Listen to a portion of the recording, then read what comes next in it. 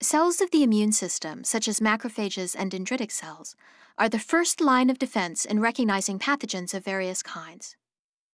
These cells have developed several kinds of receptors for recognizing different kinds of pathogen-associated molecular patterns, known as PAMPs.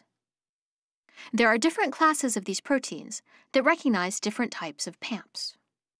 Toll-like receptors, or TLRs, are composed of multiple leucine-rich repeats that are useful for recognizing various PAMPs. TLRs are membrane-associated proteins. Some are located on the surface of the cell, while others are located on endocytic vesicles, where they survey the degraded contents of pathogens taken up by endocytosis. Each member of the TLR family recognizes different kinds of PAMPs.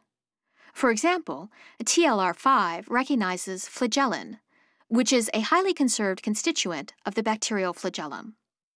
Bacterial genomes contain methylated CpG oligonucleotide motifs, which are recognized by TLR9 once the genome has been degraded in the lysosome.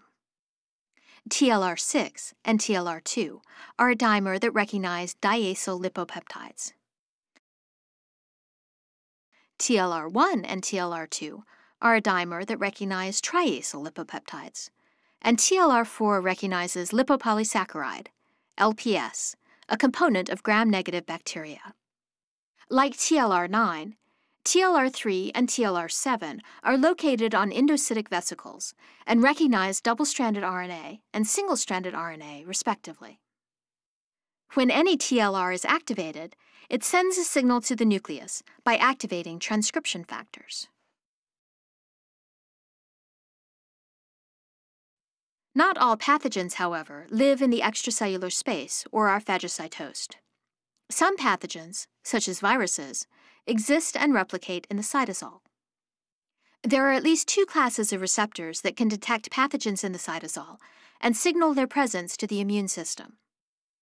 One class of such receptors are members of the nucleotide oligomerization domain family, or NOD proteins.